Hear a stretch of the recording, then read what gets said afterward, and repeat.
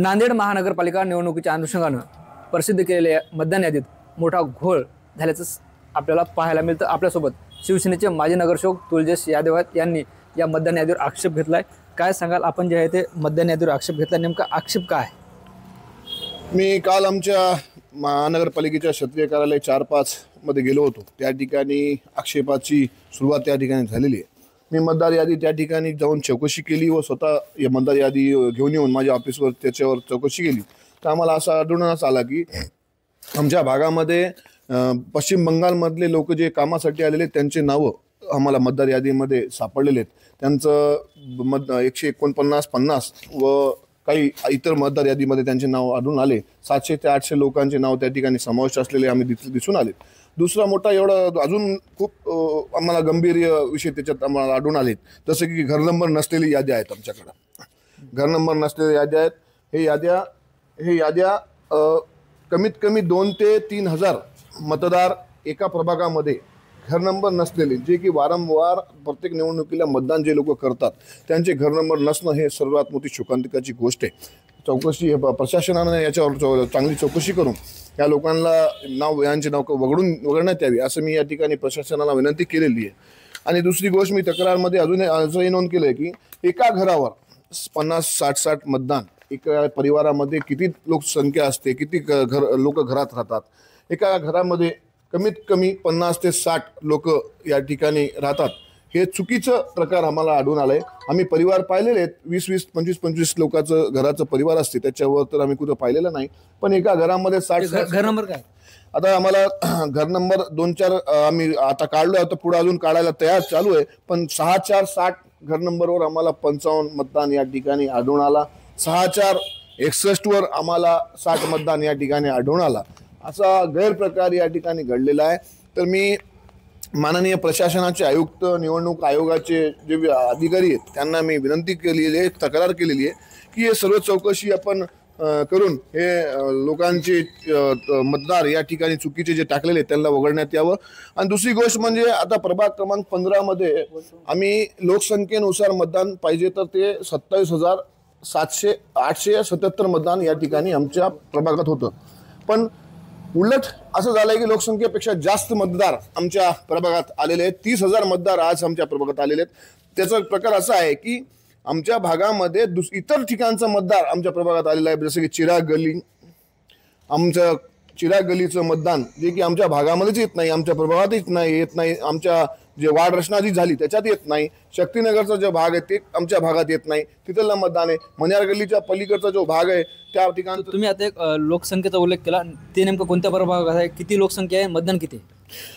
बघा, प्रभाग क्रमांक 15 मध्ये मी लोकसंख्या होती 27,877 मतदान या ठिकाणी लोकसंख्याची प्रभाग रचनेनुसार होतं। पण आमच्या इथं आता मतदार यादी आम्ही आणल्यावर कळालं की 1,500 ते 2,000 मतदान या ठिकाणी वाढलेलं आहे। 30,000 मतदान आमच्या इथं झालेलं आहे। उलट कसं या ठिकाणी होऊ शकतो? आमच्या बाजूचा जो प्रभाग आहे, जुना नांदेड भागामधलाच प्रभाग आहे, एक त्याचं नाव आहे नंबर 13, तर 13 प्रभागामध्ये लोकसंख्या होती 25,000, त्या ठिकाणी मतदार झाले 21,000, म्हणजे की 4,000 लोकसंख्येपेक्षा कमी मतदार त्या ठिकाणी आले। पण आमच्या मतदारसंघात उलट झालेलं आहे की 27,877 मतदान या ठिकाणी असताना आता 30,000 मतदान आमच्या प्रभागात आलेलं आहे। ते कोणत्या पद्धतीनं मतदार वाढलेलं आहे? इतर ठिकाणचं मतदान या ठिकाणी आलेलं आहे, आमच्या काही प्रभागाचं मतदान ही दुसरीकडे गेलेलं आहे। तर याची सविस्तर चौकशी आपण जिल्हा प्रशासनानं गांभीर्यानं घेऊन चौकशी केली पाहिजे, जे की हे खूप मोठा गांभीर्याचा विषय आहे। हे म्हणजे एक वेगळा धोरणावर हे काम चालू आहे। आपण गैरप्रकार याला आपण सांगू शकतो की आपण खालचे जे आपले कर्मचारी आहेत त्यांनी गैरप्रकार याच्यात काही धांदली केलेली आहे का, याची चौकशी आपण केली पाहिजे। थोडक्यात सांगा, जे बंगाली मतदारावर तुम्ही आक्षेप घेतलाय त्यांचं मतदान तिकडे पण आहे का? नक्कीच, ते पश्चिम बंगालचे जे बंगाली आहेत या ठिकाणी ते काम धंद्यासाठी आलेले आहेत, ते काही इथले स्थायिक लोक नाही आहेत। 700 ते 800 लोक या ठिकाणी आमच्या सराफा भागामध्ये कारागिरी म्हणून काम करतात। दरवेळेस ते मतदानाच्या वेळेस त्यांच्या पश्चिम बंगालमध्ये निवडणूक असली की त्यावेळेस ते तिकडं मतदान करण्यासाठी जातात। त्यांनी इथं गाड्या बनवून ते त्या ठिकाणी जातात मतदानाला। आम्ही स्वतः पाहिलेलं आहे, आमच्या इथल्या लोकांनी पाहिलेलं आहे की मोठ्या मोठ्या बसेस ते तयार करून सगळ्याला घेऊन जातात या ठिकाणाहून आणि तिकडे जाऊन मतदान करतात। हे आम्हाला सर्वांना माहिती आहे। प्रत्येक वाराला, प्रत्येक त्योहाराला, प्रत्येक सणाला ते लोक त्या ठिकाणी जातात. त्याच्यामुळं हे लोक पश्चिम बंगालचे त्या ठिकाणी नक्कीच त्यांचं सगळ्यांचं मतदान त्या ठिकाणी आहे. या ठिकाणी जे नाव आलेले ते वगळण्यात यावे, चौकशी करून आक्षेपची मागणी आहे. जे 60-41 आणि 60-61 असे जे 2 घर आहेत त्याच्यात 50 ते 60 मतदान एकाच घरात पाहायला मिळतं. ही घर कोणत्या भागात आहेत नेमकी?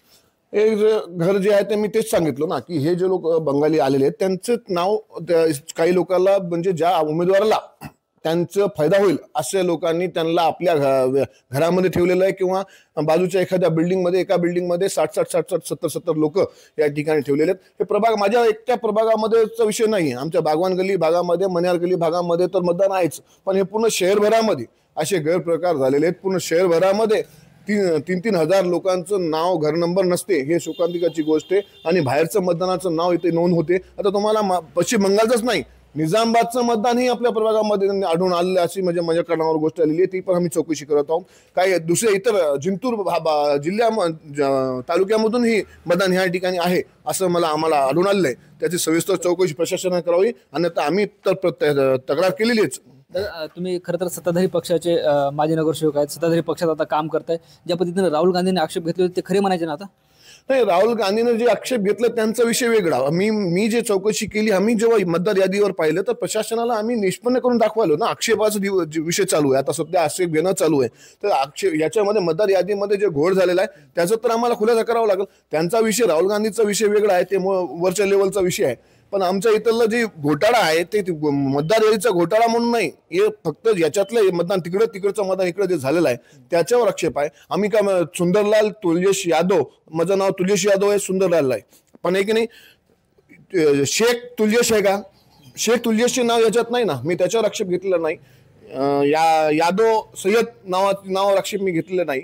मी या ठिकाणी डबल नावावर आक्षेप घेतलेला आहे, या ठिकाणी बगर घर नंबरवर आक्षेप घेतलेला आहे. दुसऱ्याकडचं मतदान आपल्याकडे जे आलेलं आहे त्याच्यावर आक्षेप घेतलाय. दोबारा नावावर जे लोक मतदान त्या ठिकाणी टाकणार आहे, इकडं बी तिकडं बी, त्या लोकांवर आक्षेप घेतलेला आहे. आणि बाहेर जिल्ह्याच्या लोकांचं मतदान या ठिकाणी जे आलेलं आहे, बाहेर परराज्यातून या ठिकाणी मतदान जे आलेलं आहे त्यांच्यावर मी आक्षेप घेतलेला आहे. निश्चित आपण बघतोय हे शिवसेनेचे पदाधिकारी तुलजेश यादव ज्यांनी निवडणुकीच्या अनुषंगानं प्रकाश झालेल्या मतदान यादीवर जे ते आक्षेप नोंदवलात. प्रामुख्याने 4 ते 5 आक्षेप आपल्याला पाहायला मिळतात. खरं तर बंगाली मतदान मोठ्या प्रमाणात नांदेड शहरात पाहायला मिळतं. दुसरा आक्षेप म्हणजे जे ते एका घरात जे आहे ते 50 ते 60 मतदान असल्यासुद्धा आपण निवडणूक यादीत पाहिले. आणि तिसरा आक्षेप म्हणजे जे आहे ते वार्डात लोकसंख्या कमी असताना मतदान जास्त असल्यासुद्धा आपल्याला पाहायला मिळतं. आणि चौथा आक्षेप म्हणजे प्रभागात जी घरं नाहीत, प्रभागात जी गल्ली नाही, प्रभागात जे भाग नाही, तो भागसुद्धा यांच्या प्रभागात आलं चित्र आपल्याला पाहायला मिळतं. ज्ञानेश्वर लोंढे, TV9 मराठी, नांदेड.